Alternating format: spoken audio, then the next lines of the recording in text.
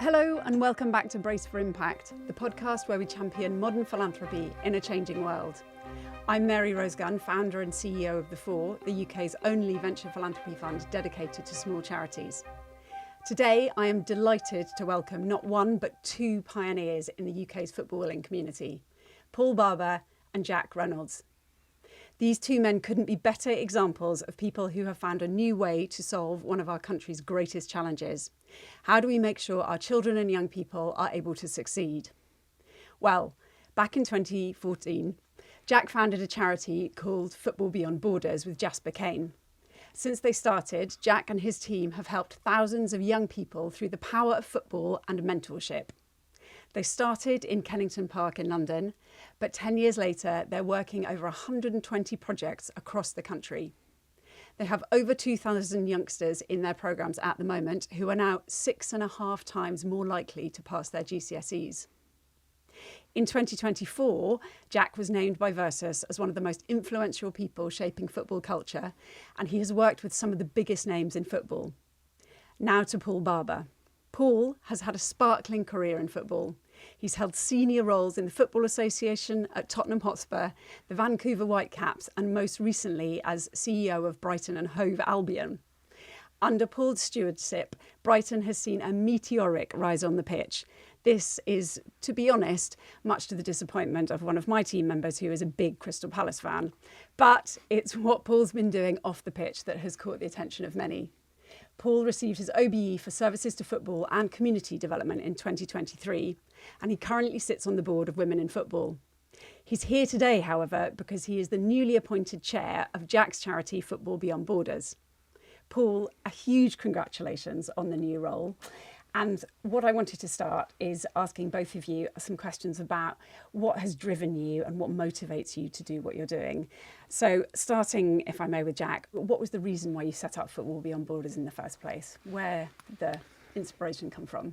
Yeah, I grew up in Birmingham. I was always passionate about football, a good footballer, and played football for the same team from age 8 to 16 with a group of boys who were equally passionate, super focused at football. Yeah, we got to 16 and none of us made it as professionals, and a lot of that group really struggled at school. Yeah. And so for me, from that early age, there was a real focus on what is it about all that energy, that focus, that discipline, which so many boys, as it was initially, bring to football that doesn't translate across to school. It began with that idea.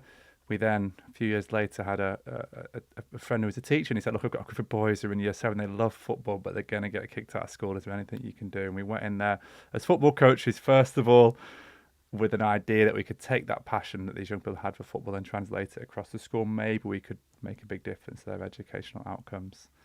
It started with that, and it worked, and we've kept going with it. And so it really is still to this day that idea of all the energy, that passion that football gives to young people as a way for driving better outcomes at school. So tell us a little bit about the kind of basic programmes that FBB runs. Yeah, so we're based on the founding question, which is what does it take for our most vulnerable young people to thrive in school? Beyond anything else, we believe that what young people need is a trusted adult, and we are delivering programs in school which put highly talented staff to support young people for 4 years. We start working with young people aged 12 in year 8 who are deemed as at risk of exclusion and not on track to get their GCSEs, and we work with them for 4 years until age 16. We work with them in the classroom and on the football pitch, developing their social and emotional skills. Young people who really engage well with the programme get a series of rewards, and then throughout there is this one-to-one therapeutic mentoring, which is really the space where that trusted adult, that relationship with the trusted adult can develop. So Jack, am I right in saying that you have a 95% success rate in keeping young people in school? With school exclusions, yeah. We work with young people because they're struggling at school. But we know, having done this for 10 years now, we know from all the evidence that more often than not, young people are struggling at school because they don't have a sense of belonging at school. We provide those relationships which transform the attitudes that young people have about school, about their potential at school, and about what school can do for them. So yeah, 95% of young people end up finishing the year in school despite being on our programme specifically because they're at risk of exclusion. And they do that through the power of a relationship with an adult who is there day in, day out, really, really cares about them and pushes them through with high expectations and consistent care. No, I mean, that's a phenomenal impact statistic. It's amazing. Paul, from your perspective, what were the aspects of what Football Beyond Borders do that really encourage you to get involved, and what motivates you to be an activist as well as a professional within the football world? Well, I think the power of football to help build better futures is something that is not new. It's something that I first worked on almost a quarter of a century ago when I was at the Football Association. But a bit like Jack, I didn't make it as a professional footballer. Football's always been a big part of my life since I was a small kid. I've seen how it can empower young people, how it can motivate, inspire young people to be better in lots of different ways, in the classroom, out of the classroom, at home, out of home, in communities. And when this opportunity came along to combine something I've loved all my life with something that I work in and have worked in professionally for nearly 30 years, it struck a chord with me. I can relate to some of the challenges some of the young people have. I went through some challenges when I was in my early mid-teens that I can totally relate to being a very hard period in your life if you don't have a trusted adult around to help support and guide you. But I also know how football can be a great motivator to get you back on the straight and narrow and right on the right track. So for me, Football Beyond Borders combines lots of things that have happened to me in my life, and the chance to put something back into a sport that I love, but also into communities up and down the country, is a really powerful combination for me. Both of you have used this phrase, trusted adult, a number of times. And I'd love you to expand a little bit more on exactly what this means, because am I right in thinking you are now looking at working on national policy frameworks and how this might be implemented in a much broader way across the country, with bringing trusted adults into the lives of more teenagers? Yeah, so the phrase trusted adult, it comes from a policy space. It's not necessarily a kind of bold new idea, of course, but it's emerged from a lot of the research around adverse childhood experiences and the view that while adverse childhood experiences more often than not correlate with people really struggling in life, health outcomes, education outcomes, employment outcomes, that correlation is not exact. And so there was then a kind of reverse movement, which is, what is it that is the protective factor for young people who've had a lot of difficult things happening to them, that they still go on to live healthy, happy, fulfilled lives? And what came out time and time again was the fact that the young people for whom ACEs were not destiny had an adult who was there for them consistently. Sometimes that can be a parent, but more often than not, what we see is that the most effective trusted adult relationships for teenagers are people outside of the home. Part of the reason why we think it's such an important thing for Football Beyond Borders is that it really unites the worlds of football and the worlds of education. We know from Youth Endowment Foundation research that for the majority of young people, that trusted adult will be found in school, teachers, pastoral staff members. But for about a quarter of young people, school just may not be the right place for them. And particularly the young people who are most at risk, they may already be going to schools thinking, I don't really belong here, and maybe too far along to build that up. And so time and time again, for those young people, it is football which provides those trusted adults. It's the community, it's the coaches on the community sessions who do that. We know through a decade of doing this and working really, really hard on impact. You know yourselves at the fore how focused we've been on impact and understanding the difference our work makes. That there is a great simplicity in what we do, which is that pairing young people that are really struggling with an adult who is there for them week in, week out can make all the difference. However, we know at the moment that is not the lens that the education system is bringing. We talk a lot about the national debate around COVID and learning loss, how people at the time said, what about learning loss? We were saying, what about relational loss? What about how different would it be if, as a country, we'd ask, okay, there's going to be young people at home now for 6 months who are going to be separated from the adults outside of the home who really care about them. What might that mean? And I often remember talking to a boy I worked with directly at the time, the day before he went back to school, and said, how are you feeling about school? And he said, not a single teacher has spoken to me while I've been away. They've shown they don't care about me, so when I go back to school, I'm going to show I don't care about them. We know teachers, pastoral staff go into school primarily because they want to make a difference in young people's lives and because they want to be that trusted adult relationship. But currently, it's just not a lens that the system brings. And so we're talking about a partnership between football and education to ensure we are the first country in the world where every young person has a trusted adult relationship. It's really exciting. I mean, Paul, how are you involved in helping to make this happen? And what are you, with all of your background and your experience phenomenally, you were the first marketing director at the FA, which to me seems sort of totally crazy that it was only back in 2000 that they got a first marketing director. But how do you feel like your professional expertise is going to help with these challenges? Well, first of all, it may seem surprising that it was only 25 years ago the FA had its first ever director of marketing for football, but it was a recognition, I think, at that time that there was competition for people's time, for people's pounds, and that the FA and football in particular just couldn't take for granted anymore that as the national sport that people would simply follow the game just because it was our national sport. So they wanted someone with professional marketing skills to help promote the game, build a better image for the game, develop brand partnerships for football, not just at the national team level or FA Cup level, but right the way across clubs. And I think, as we now look at FBB's next stage of development and expanding its work and its reach, we're going to need to market and push the FBB brand and any associated brands that it might develop more widely. We're going to need to develop more partnerships. If we want to reach more young people, then we've got to fund that, and we've got to fund it appropriately so that the quality stays as high as it has been. So a lot of the professional skills that I hope I can bring in terms of building brands, developing partnerships, expanding networks are all relevant, really. It's full circle for me, coming from the FA all those years ago to this particular position now, arguably even more important than ever before. So it's a very, very crowded marketplace out there for charities, a very crowded marketplace for funding, a very crowded marketplace for partnerships. Differentiating yourself in that crowded marketplace is critical, and that's where hopefully marketing skills will be valuable to Jack and his team. I hope that the connections that I have in the game after almost 30 years working in professional football will open some doors for Football Beyond Borders. I mean, so many charities rely obviously on fundraising, but just as much on connections and people that can actually help facilitate the programs that they want to deliver, open doors to create opportunities, for those conversations to happen.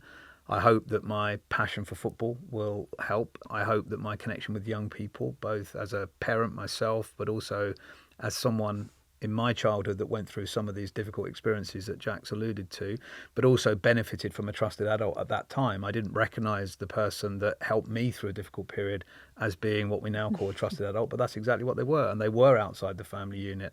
They were influential. In my case, it was a football coach, a PE teacher that was my trusted adult. But it's very difficult sometimes for young people to trust, and someone that's consistent in their lives, someone that they can rely on, someone that can guide them through the more difficult times, actually forms that trust, builds that trust, develops that trust, and hopefully gives the young person some inspiration as to what their future could look like as opposed to what they think it will look like. Yeah. And this charity gives a lot of hope to a lot of young people in different parts of the country, and I think that's a fantastic thing for me to be involved in. And if I can make a small difference over the next few years chairing the charity, that will give me a huge amount of satisfaction.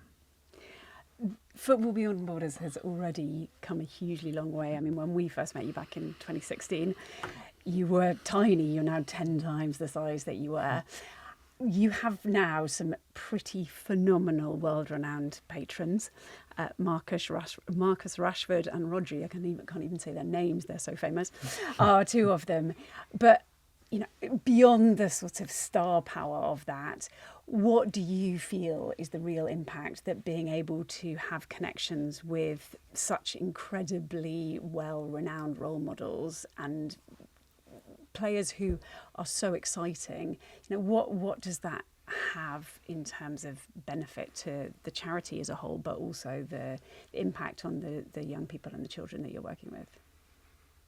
I think it's changed as we've grown. Early on, it really was that sense of, can you get a very, very successful, famous sought after adult in front of a young person to say, the right thing to them at the right time. We know that can make a difference, but we know actually from our own research that primarily the people they're listening to, the people that they've seen for the last few weeks have been turning up day in, day out across that 4 years. So for us, the power of an individual and their story as a one-off has become less important to our impact model. For us, two things, and it comes back to the fact that we are always thinking about the power of relationships. First, it creates a tremendous sense of FBB as a movement for our staff and for our young people, a sense of pride, a sense that they belong to something that the Ballon d'Or winner, the best footballer in the world, believes in, right? And it's like, wow, I'm a part of this. And that's why we talk about Rodri, we talk about Marcus Rashford in this space, because for our young people, it means they are a part of something. They wear the shirt just like Rodri does. And secondly, it is the profile. And so we are ultimately an education charity. We exist to get young people through school and get them to pass their GCSEs. We know that the world of education, a bit like I talk about my upbringing, exists in one world, and it doesn't often cut through to kind of the national consciousness beyond the occasional moment when schools are falling down or something like that. You get the odd story, don't you?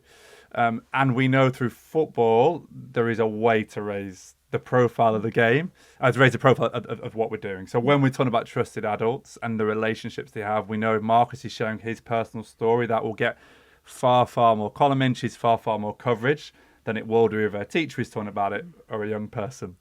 The single biggest comms moment we've had over the last 6 months, is a good example of this, is when Paul invited us as part of the launch of him as chair to the Brighton Arsenal game, and I was on Sky Sports sat in front of Thomas Tuchel. I must have had 150 messages. And I think for us, it is just why we're now talking about this national movement, is that there is such energy, such possibility in football to reach a whole load more people than a lot of education charities can do. And so that for us, when we're talking about to footballers now, we're saying this is about a movement for creating a country where every young person has a trusted adult. Do you want to put your name to that? Do you want to be a part of something big? Do you want to amplify what we're trying to do? Rather than simply saying, come and speak to our young people and tell them about your journey. That's a part of it, but we think the real power of football is the amplification effect.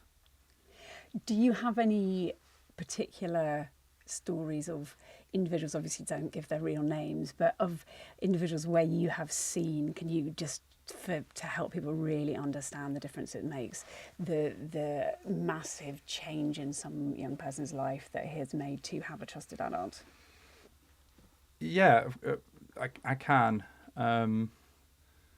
I think it's good to kind of give a little bit of the context of the young people we work with because of why it might be they're struggling at school. So I'll talk about a boy who we call Billy, age 12, he's missing 2 days a week at school.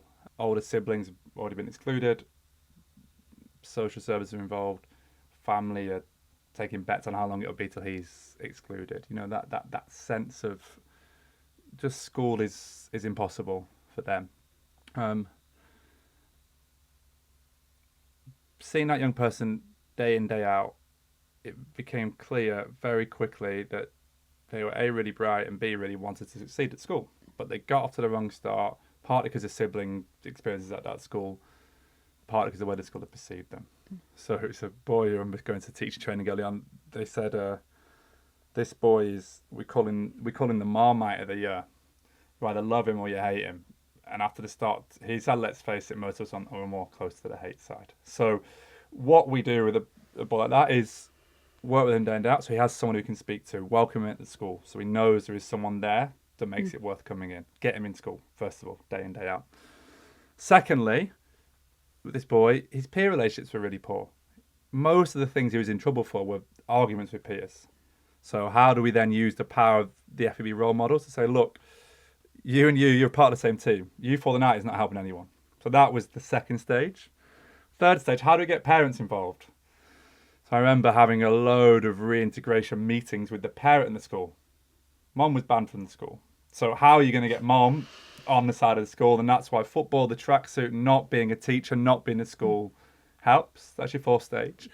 And once those four things are in place, how can you show this young person that it's really possible to do whatever he wants to do as long as he's going to work hard? And that doesn't have to be being an influencer or being a footballer. What's his passions and how can I support him to do it? So, yeah, this boy, that first few months. Then big rewards, took him to Wembley because of the work he'd done at school. Because he'd turn up every day for a month, because he'd met his target for behaviour points, because his teachers were saying, this kid, Billy's doing brilliantly in class. Okay. Once that is in place, it's then about having the standards to say, great, you can push on now. There's no reason you can't get your GCSEs. And I'm going to be here. You're going to mess up. You are going to mess up. It will happen, but I'll be here if that happens. And finally, the final bit is to then get another teacher on board. So I knew I would be working intensely with this boy for 2 years and then light touch for 2 years. So the bigger thing I get was to say, who is the adult at school who can support you when I'm not here every week? He named a teacher. And he got there. He got to year 11. Beautiful. I was there in the hall when his results came in. Passed both his GCSEs. He'd come through from his shift. He wanted to be a carpenter. He was already working in the school holidays. Basic kind of building stuff. He had his place to do carpentry at college. And the best thing of all was he was quite happy to see me. He was excited to tell his mom, who was buzzing, but he was really excited to tell his other teacher because she'd been there day in, day out for him. We did that early work, that glitz, that glamour, that excitement, that different adult. But we then had done the work to create a community of adults around him who had taken through to the next step. And he's 18 in a few weeks' time, so he was having an 18th birthday party, and he was contacted the team. Can any of you come to the 18th birthday party? That's also really nice where that long-term relationship continues beyond that initial kind of crisis stage intervention. That's such a fantastic story. Do you have some of your alumni essentially coming back to now mentor and become trusted adults for the next generation? A little bit. There's a few of them. Paul's met a few. It's something we've changed on. It's really hard to go from being a participant on a youth program to being an adult on a youth program. So we used to take people at kind of 18 and it just wasn't quite right. So we do now often have people who are coming back, having been to university, having done some work for a year or two elsewhere, probably 25, 26, and they're ready to realise what it takes. So a bit, not as much as we would like, as we thought we would end up doing. And that's because of that focus on impact. What is genuinely going to make a difference to a young person's life is someone who can be a stable, consistent adult for somebody, who's done enough work on themselves so they're not doing it for validation, and who also isn't going to end up in a bit of a spiral of reliving all the stuff that they've gone through before they've had a bit of distance on it themselves. So a lot of learning in that space. And that pipeline is still open, but we're much more cautious about it than we were initially. Yeah, because you're still only 10 years old, so the people that you worked with 10 years ago are still pretty young. Yeah, we've got a couple of 23-year-olds, exactly that. But people love FPB, and we do get people at 18 and saying, can we come and work for you? And it doesn't work like that anymore. So who are most of your trusted adults, the people that you're recruiting? And if people are interested that they might be somebody that could help. Yeah, we're really clear about who the kinds of people it normally would be. Been great doing some work with Paul actually around the focus that Brighton have around player recruitment and how to bring a similar level of focus on the people who work for us. So broadly speaking, they're people who have similar life experiences to the young people we work with, and that's really helpful. You mentioned something really interesting, which is that, Paul, how you're looking at player recruitment. Brighton is playing into how you're looking at recruitment. What are the crossovers? Well, a lot of professional footballers will come from deprived backgrounds. They'll come from areas of the country perhaps that are socially deprived in lots of different ways. Their education may not have been that great. They may come from countries that are particularly deprived or poor. Therefore, they'll have a hunger, but they won't necessarily have an education or a support network that will typically help a young person to succeed. So in many cases, we have to be that support network. We have to put professional staff around young athletes because they haven't had a lot of education. They don't have particularly strong family networks. They may be in a country where they don't have any friends or any family. But all of a sudden, their talent means they've got a lot of money, a lot of time, and potentially a lot of bad influences. So it's really important that we support them, that we help them with education, that we give them a network that they can rely on, And, in some ways, we're providing a sort of a trusted adult service in a different way. Yeah, absolutely. Because a lot of young professional athletes will be 17, 18, 19 years of age. And if you're that age with a lot of money and not a lot of education and no natural support network, that's a recipe for potential problems. So from our point of view, it's in our interests as well to provide that network because we need them and want them to perform as athletes. And the best way they can perform as athletes is not just to physically train, but also to mentally train and be prepared properly and to rest properly and all those things that we know go into high performance sports. So there are crossovers. They're fascinating crossovers. But, typically the work that Jack and his team are doing crosses over in a different way where, as we know from Rodri and from Marcus and others, young people can actually relate to people that are close to them in age, maybe that they'd love to be, maybe that they don't quite understand what goes into being a professional athlete. And so football, in a way, not doesn't just provide an inspiration, but also provides a structure and a discipline around lives as well. Professional athletes don't just get up in the morning and become professional athletes. They have to work very hard. They have to be the best that they can be. They have to live their lives properly, eat properly, sleep properly, not mix with the wrong crowds. And so there's a lot of parallels, a lot of crossovers, a lot of analogies that we can use through football to reach young people. And not every young person is ever going to be a Marcus Rashford or a Rodri, but they can certainly be better in their lives and they can be the best person they can be in whatever they choose to do. So I think the work that FBB does, the work that we do in a professional football club will have a lot of crossovers that are relevant.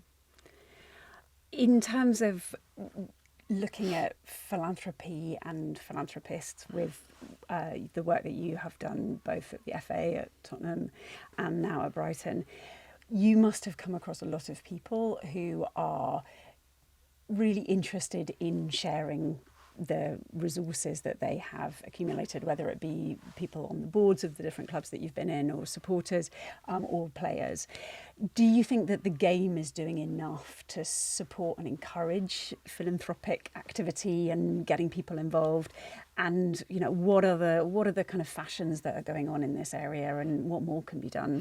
Well, the honest answer is you can always do more. There's no doubt about that. But pretty much every professional football club in the country now has its own community programme, its own charity, its own foundation.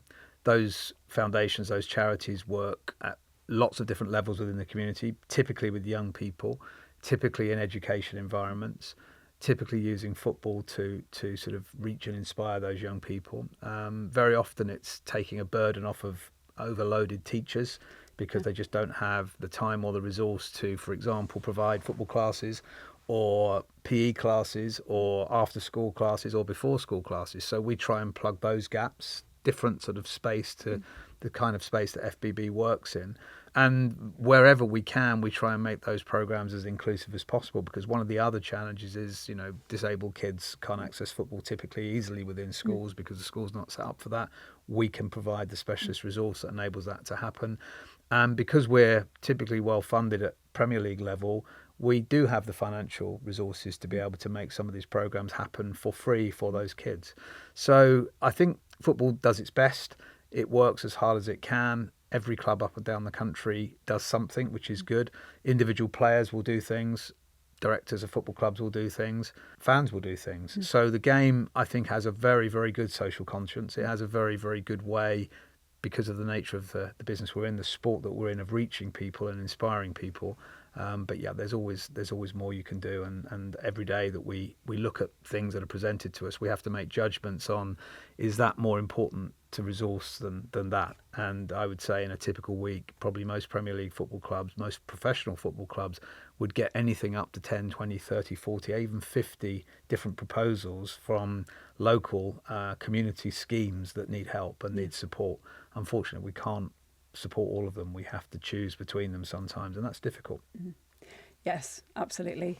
We have quite a lot of experience in that. There are some incredibly brilliant things going on, but you can't always support everything. It's really difficult to make those choices, but necessary. At Football Beyond Borders, you have had phenomenal success. I have to ask this on behalf of any social entrepreneurs that are listening to this podcast. You have had phenomenal success in setting up partnerships. You've got Nike, you've got Gillette, you've got EA Sports. How did you manage to get those sorts of brands on board, and what advice would you give to other organisations that are trying to build up those sorts of relationships? Yeah, it's a part of the business where I always find it tricky to take much credit, because you allude to Jasper, my co-founder. He now runs a trading subsidiary of FPB called Youth Beyond Borders, but he was really instrumental in this. I think a few things that have made a difference. It was a deliberate strategy, and when I say deliberate strategy, it took a long time. So our first ever corporate partnership was being donated the shirts from a sports store on Oxford Street for people who had gone in to get the names put on them but hadn't gone to collect them. So that was how it began, and then it took us about 2 years before we got any money out of anybody. So the first thing is it takes a little while, and that's the nature of a strategy. The second thing is we built a brand around what we do. At the time, it was in many ways driven by the needs of our young people who said, I don't want to be involved with this dead education charity. At which point we had to build something which seemed a bit more exciting and spoke to young people. That in turn felt like something which brands had the confidence to associate with. And I'd say the third thing is we've always had real clarity on what we stand for and what we don't, and who the kinds of partners are who will complement that mission. I think often charities can get in a bit of a trap of thinking we will just say whatever it is we can to this corporate because we're desperate for money and they've got loads of money. Those 4 headline partners you name are all working with FU because they're a really good fit, because our young people love the association with them, and that's worked because we've gone to them and said, look, this is, cut us any way you want, like look on our website, look on our socials, this is what we stand for. Transformational work through football, trusted adult relationships, making a big difference to young people. And all of those brands have said, great, you're the real deal on this, we're happy to work with you. So yeah, think in the long term, you're going to get a lot of setbacks. I think my first 40 applications were rejected. It's going to happen. Secondly, build a brand, whatever that brand might be, center it in the values. Funny about talking about brand with a marketing expert next to me. And thirdly, know what you stand for and go after people who share those values. Otherwise, it will be adrift and you won't get very far. So where next then for Football Beyond Borders?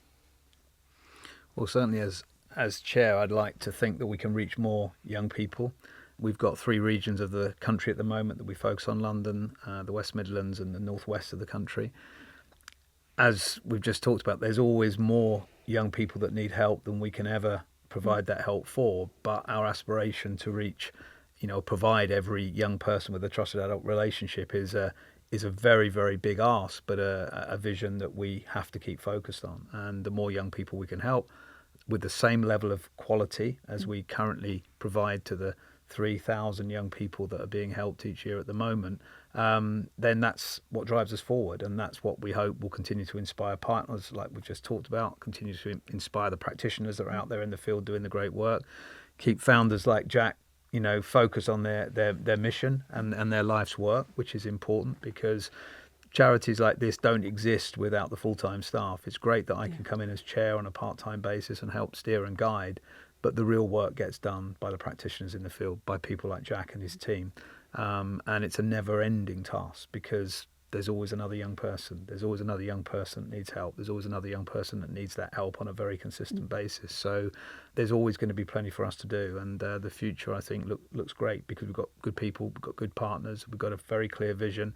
And thankfully, the young people relate to the brand, relate to what Jack's established and see the benefits of that work every day. And I think that's pretty inspirational for all of us. Thank you both so much indeed. It's been really fantastic to have the chance to talk to you about this, and I'm very excited to see what the next 10 years is going to do for Football Beyond Borders. I mean, it's been such a point of pride that we were able to have anything to do with supporting the organisation when we were working with you more closely back in 2016 onwards. But what you're doing is phenomenal, and on behalf of society more generally, I just want to say thank you for all of the time and hard work you're putting into it, because you're clearly providing the extremely valuable and much needed support service. And if you've enjoyed this thing, thank you so much for joining us too.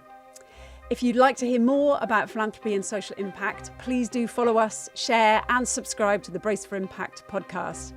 Listen on all the major listening platforms or watch the videos on our website, thefor.org. See you next time.